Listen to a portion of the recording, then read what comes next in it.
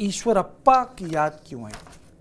देखिए, बीजेपी अभी ऑलरेडी 2-3 बड़े नेताओं के एग्जिट से जूझ रही है और उसमें से जगदीश शेट्टार का जाना बीजेपी के लिए काफ़ी हानिकारक माना जा रहा है। तो कांग्रेस अभी बीजेपी नहीं चाहती कि ईश्वरप्पा भी उसी कैंप में जुड़ जाएं, भले ही वो पार्टी छोड़ के ना जाए, लेकिन वो पार्टी को जिताने के लिए उतनी मेहनत ना करें। और इसी वजह से जो हिमाचल में टेक्निक अपनाई गई, जिसमें प्रधानमंत्री लीडिंग फ्रॉम द फ्रंट, उन्होंने बात की एक डिसग्रंटल्ड कैंडिडेट से और उसको रिक्वेस्ट किया बैठे, हालांकि वो नहीं बैठा, वो अलग बात है, लेकिन वही टैक्टिक्स इस वक्त कर्नाटका में अपनाई गई। ईश्वरप्पा को फ़ोन किया गया, ईश्वरप्पा ने उस फ़ोन के बाद काफ़ी वो खुश नज़र आए और उन्होंने कहा कि वो हर हालत में शिमोगा सिटी की जीत दिलाएंगे ही दिलाएंगे, ये भी इंश्योर करेंगे कि बीजेपी वापस सत्ता में आए। देखिए, ये एक लीडरशिप की ट्रेट होती है। कई बार होता है कि बहुत सारे लोग, आप सबको टिकट नहीं देते थे, बहुत सारी जनरेशनल चेंज आपको इम्प्लीमेंट करनी पड़ती है और ऐसे में जिनको टिकट नहीं मिला उनका नाराज़ होना स्वाभाविक है। चैलेंज ये होता है और टैलेंट ये होता है कि आप उन लोगों को पहचान पाएं जिनको थोड़ा सा आप मान मनोबल के साथ दोबारा पार्टी के मेन स्ट्रीम में ला सकते हैं, जिससे पार्टी को चुनाव में उसका खामियाजा न भुगतना पड़े। इसी वजह से ईश्वरप्पा को ये कॉल गई।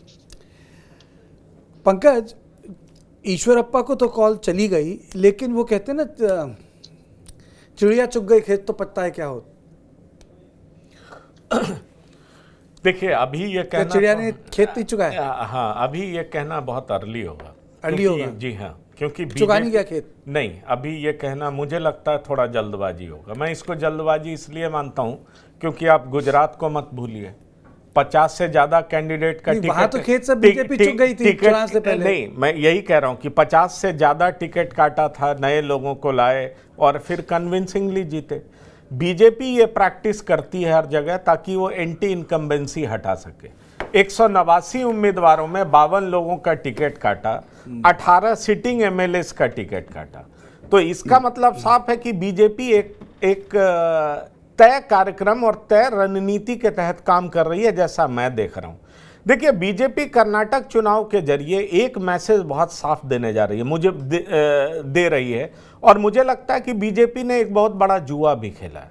मैं इसको इस लिहाज से कह रहा हूं कि जिन भी लीडर्स पे उस तरह के आरोप थे कि भाई इन्होंने बेईमानी की है या करप्शन का आरोप है या फिर वंशवाद का आरोप है, क्योंकि प्रधानमंत्री इन दो मुद्दों के सारे लोकसभा चुनाव लड़ने जा रहे हैं। कर्नाटक में ये प्रैक्टिस शुरू की है ताकि साफ मैसेज पूरे देश को दे सकें कि हमने इन दो मुद्दों पर कहीं कोई कंप्रोमाइज नहीं किया। मैं ये नहीं कह रहा हूं कि पूरे तरीके से बीजेपी कर रही है, क्योंकि देखिए कांग्रेस ने तुरंत जवाब दिया कि ईश्वरप्पा पे क्या चार्जेस थे और पीएम डायरेक्ट फोन क्यों कर रहे हैं। लेकिन एक मैसेज तो बीजेपी देगी कि भाई चार्जेस थे तो हमने उनको जब टिकट के लिए उतारा नहीं, हमने उम्मीदवार बना करके उतारा नहीं।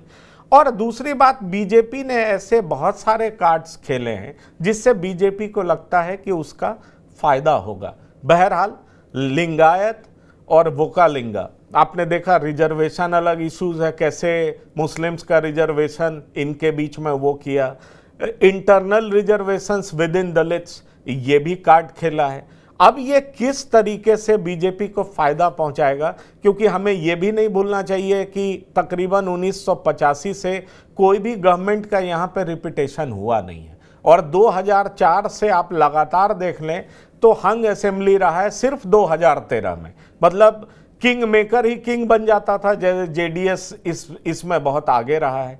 तो अब बीजेपी नए एक्सपेरिमेंट्स के जरिए कर्नाटक में उतरी है। अब ये देखना दिलचस्प होगा कि परिणाम किस तरफ आते हैं। अगर परिणाम इनके विपरीत आएंगे तो निश्चित तौर पर हम कह सकेंगे चिड़िया चुग गई खेत, क्योंकि फिर मैं लगा रहा हूं तो पछताए क्या होता। हाँ, अब पछताए क्या होता है जब चिड़िया चुग गई खेत, क्योंकि ये जगदीश शेट्टार वो बार बार कह रहे हैं कि अगर यही करना था तो 3 महीने पहले क्यों नहीं बताया हमें। 15 दिन पहले 15 दिन पहले तक हमें मशक्कत करनी पड़ी कि हम चुनाव लड़ेंगे या नहीं लड़ेंगे, और वो तमाम नेताओं पे आरोप भी लगा रहे हैं। तो अब सवाल यह है कि अपने स्ट्रैटेजी को जमीन पर उतारने में बीजेपी जल्दबाजी की है या देरी की है, ये तो चुनाव परिणाम के बाद ही समझ में आ सकेगा कि सच्चाई क्या है। वैसे बहुत सारे पहलू हैं कर्नाटक के चुनाव के, लेकिन मैं पहले बीजेपी पे इसलिए बात करूंगा कि एक अकेला राज्य है, यह अकेला राज्य है बहुत अरसों में जहां बीजेपी बैकफुट में है। नहीं तो अधिकतर हर जगह बीजेपी फ्रंट फुट पे या एकदम आप ये कह सकते हैं कि कांटे की टक्कर दे रही थी। यहाँ एक है जहाँ एग्जॉडस भी बीजेपी से हो गया, रिपोर्टाज को लेके भी थोड़े बीजेपी के वहाँ सेंसिटिव हैं कि कोई खबर उल्टी उल्टी ना चल जाए। ये कर्नाटक का खेल क्या है महेंद्र जी, मतलब ये उल्टा क्यों पड़ रहा है? नहीं देखिए कार्तिकेय, कर्नाटक जो है वो दक्षिण में बीजेपी की हिंदुत्व की प्रयोगशाला रहा है और इसी जो है प्रयोगशाला की देन है कि वो पहला राज्य बना जहां भारतीय जनता पार्टी सत्ता में आई। लेकिन आज सब कुछ बीजेपी के विपरीत इस वजह से दिखाई दे रहा है। उसके पीछे दो महत्वपूर्ण कारण हैं। एक कि वहां पे जो एक लीडरशिप का जनरेशनल चेंज होना चाहिए था वो नहीं हुआ। जहां एक मजबूत नेता येदुरप्पा को भारतीय जनता पार्टी के शीर्ष नेतृत्व ने उनको किनारे करने की कोशिश की, लेकिन उनके विकल्प के रूप में जिसको भी आगे बढ़ाया वो उनकी जो छवि थी या जो उनका राजनीतिक व्यक्तित्व था उसको जो गैप था उसको भर नहीं पाया।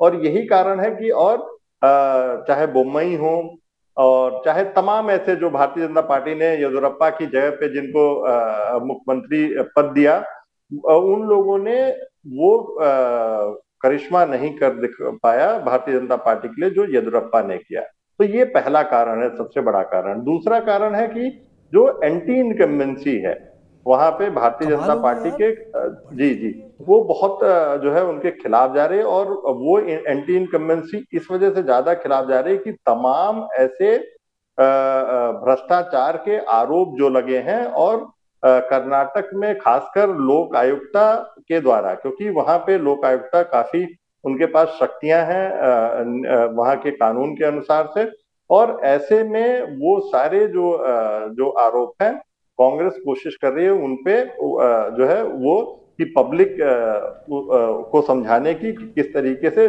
जो एक तरीके से कांग्रेस ने नारा बना लिया 40% गवर्नमेंट। तो ये दो प्रमुख बातें हैं जो भारतीय जनता पार्टी के खिलाफ जा रहे हैं। इसलिए ऐसा लग रहा है कि भारतीय जनता पार्टी यहाँ पे इस कर्नाटक में बैकफुट पे है। लेकिन भारतीय जनता पार्टी के पास अभी भी एक तुर्क का इक्का है, ट्रम्प कार्ड है, वो है प्रधानमंत्री मोदी।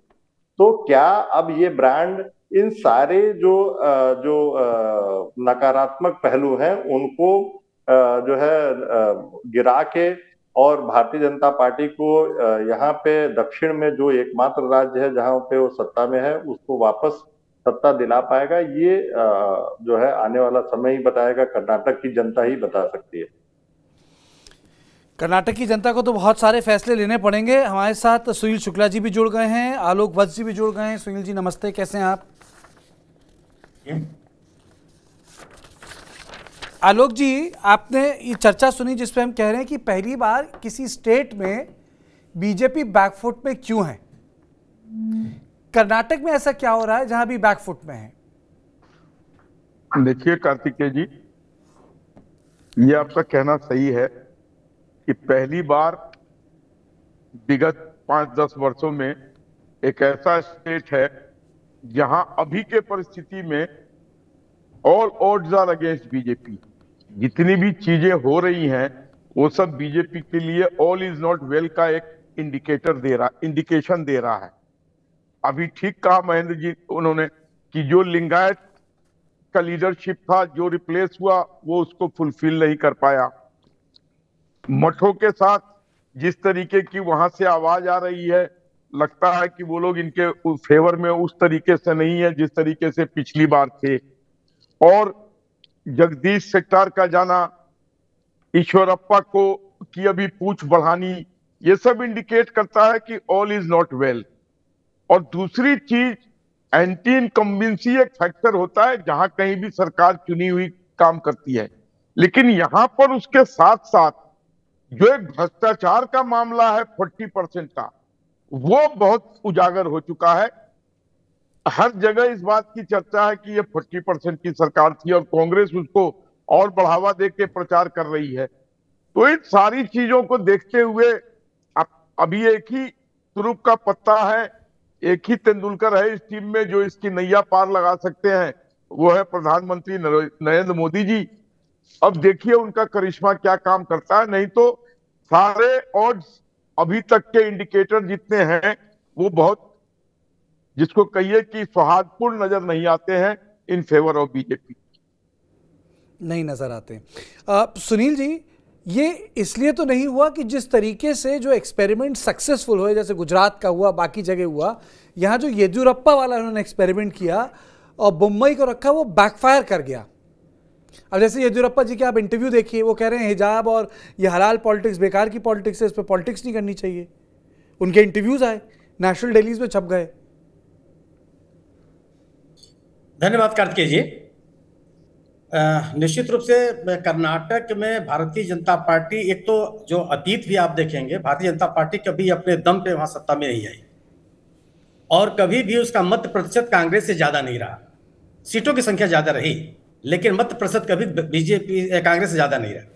यहां तक कि 2018 का जब चुनाव हुआ जिसमें कि सत्ता में थी कांग्रेस, उस समय भी जो मत प्रतिशत है वह कांग्रेस का ज्यादा है, भारतीय जनता पार्टी का कम है।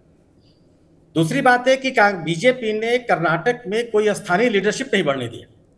येदियुरप्पा साहब के हटने के बाद, येदियुरप्पा साहब का प्रयोग पहले भी उनके पार्टी से हटने का परिणाम भारतीय जनता पार्टी देख चुकी थी। जब भारतीय जनता पार्टी से निकल करके उन्होंने अपना नई पार्टी बना लिया था और भारतीय जनता पार्टी का मत प्रतिशत बुरी तरह से गिर गया था और पार्टी सत्ता के बाहर हो गई थी। येदियुरप्पा साहब को हटने के बाद जो लिंगायत कम्युनिटी में लीडरशिप डेवलप करने की कोशिश की गई वह उस तरह से स्थापित नहीं हो पाई, बल्कि और ज्यादा नुकसान हो गया। और जो इस सरकार के ऊपर 40% कमीशन के आरोप लगे, उस आरोप से निकलने का प्रयास इस सरकार ने और इस पार्टी ने कभी नहीं किया। बहुत आगे चल करके इन्होंने येदियुरप्पा साहब को मंत्रिमंडल से तो बाहर कर दिया, लेकिन न तो उनके खिलाफ कोई कार्रवाई हुई और न कोई जांच हुई। अभी जो जिस विधायक जी के पास से करोड़ रुपए बरामद हुए, उनको भी उनके खिलाफ भी कोई गंभीर जांच नहीं हुई, हालांकि उनको टिकट नहीं दिया गया। दूसरी चीज यह कि यह पार्टी कभी भी पूरे कर्नाटक की पार्टी नहीं रही है बीजेपी। या तो तटीय इलाकों में इनका असर रहा है या बेंगलोर अर्बन में असर रहा है। कांग्रेस इनके विपरीत राज्य के जितने भी इलाके हैं, चाहे वो ओल्ड मैसूर हो, चाहे महाराष्ट्र कर्नाटका हो, चाहे हैदराबाद कर्नाटका हो, चाहे दक्षिणी कर्नाटका हो, चाहे तटीय इलाके हो, कांग्रेस का असर रहा है और उस असर का ही परिणाम रहा है कि इसका मत प्रतिशत ज्यादा रहा। अब आज की स्थिति में यह है कि भारतीय जनता पार्टी के पास कर्नाटक में कोई चेहरा नहीं है। इसके विपरीत जितने नेता हैं बीजेपी कांग्रेस के, सबका पब्लिक रेट बहुत अच्छा है। चाहे सिद्धारमैया हो, चाहे एचडी कुमार हो, चाहे मल्लिकार्जुन खड़गे साहब हो, चाहे कांग्रेस के राष्ट्रीय अध्यक्ष हो, सबके जनाधार हैं और पब्लिक से क्रेडिट बहुत बढ़िया है। और आज भी एक अच्छी बात कांग्रेस के पक्ष में जाती है, वह यह है कि मुख्यमंत्री के रूप में सिद्धारमैया सबसे ज्यादा पसंदीदा व्यक्ति हैं कर्नाटक में। तो अब जो बीजेपी के ऊपर एक तो संगठन की कमजोरी, कोई चेहरे के ना होना, सरकार के खिलाफ तमाम तरह के भ्रष्टाचार के आरोप होना और पूरे कर्नाटक में इसकी उपस्थिति का न होना, ये तमाम ऐसे कारक हैं जो भारतीय जनता पार्टी के विरोध में जाते हैं। नई नई चीजें जो पैदा हो गई, जैसे वहां के नंदिनी को हटा करके और अमूल को प्रोत्साहन देना, उससे जो किसान वहां का था उसके मन में नाराजगी पैदा हुई और उसके ऊपर जबरदस्त आक्रोश आया कि एक किसानों का सहकारी आंदोलन नंदिनी है, उसको हटाने की या उसको निगल जाने का प्रयास किया जा रहा है अमूल के माध्यम से। अमूल जो कि आमतौर पर गुजरात का एक सहकारी संगठन है। और केवल नंदिनी को हटाने की बात नहीं थी, ये भी हुआ कि जो वहां के कर्नाटक के सामान्य उपभोक्ता हैं, उनको जो दूध उत्पादक चीजें हैं उनको महंगी कीमत पर उपलब्ध कराने की बात सामने लोग करने लगे और इसका ग्रामीण क्षेत्रों में, शहरी क्षेत्रों में इसका रिएक्शन हुआ। इसी तरह से किसानों से जुड़ा हुआ एक और मामला सामने आया, वह मामला था लाल मिर्च के उत्पादन का। लाल मिर्च का सबसे बहुत बड़ा उत्पादक है कर्नाटक और वहां से बड़े पैमाने पर इसका व्यापार होता है। उसको किनारे करके बड़े पैमाने पर गुजरात का जो लाल मिर्च का उत्पादन था वह कर्नाटक के बाजार में झोंक दिया गया। कई क्विंटल, हजारों क्विंटल सामान आ गया। उसको लेकर के किसानों में नाराजगी हुई और किसानों ने इसका जम के प्रतिकार किया। तो किसान वहां का नाराज है आपसे, वहां का विद्यार्थी आपसे नाराज है, भ्रष्टाचार के आरोप आपके ऊपर अलग से लगे हुए हैं। लेकिन भारतीय जनता पार्टी जो अपना एग्रेसिव हिंदुत्व का एजेंडा है उसको लागू कर रही है। इसका सबसे बड़ा प्रमाण यह है कि उडुपी एक जिला जो तटवर्ती इलाकों का है, जहां पे पिछले चुनाव में भारतीय जनता पार्टी ने सभी सीटें जीती थी, वहां पे भट्ट साहब का टिकट काट करके जिस व्यक्ति को टिकट दिया गया है वह इस हिजाब आंदोलन के बहुत आक्रामक नेता रहे हैं। और उनकी वो छवि है कि वो हिंदुत्व के एजेंडे को बहुत आगे, तेजी से आगे बढ़ाते हैं। इसके अलावा भी और भी नेता हैं जो हिजाब के आंदोलन को लेकर के उन्होंने जो उनका रवैया रहा है वह बहुत आक्रामक रवैया रहा है, और उन्होंने अब उसकी पैरवी की थी, उसके समर्थन में वो खड़े हुए। तो भारतीय जनता पार्टी जब गवर्नेंस के आधार एंटी इनकम्बेंसी के सामने है, तो जो उनका परंपरागत राजनीति का और रणनीति का तरीका है, अब उसको बढ़ा रही है। अब एक सवाल ये आया कि सम्मानित मोदी जी के असर का, निश्चित रूप से भारतीय जनता पार्टी के लिए बड़े तुरुप के कार्ड है सम्मानित मोदी जी, उनकी एक अपील है। लेकिन उसमें केवल संदेह यह है कि कर्नाटक में जो कम्युनिकेशन गैप है, जो भाषा की समस्या है, वो जबरदस्त है। हिंदी इलाकों में जो असर मोदी जी का होता है, मुझे लगता है कि वो कर्नाटक में नहीं होगा।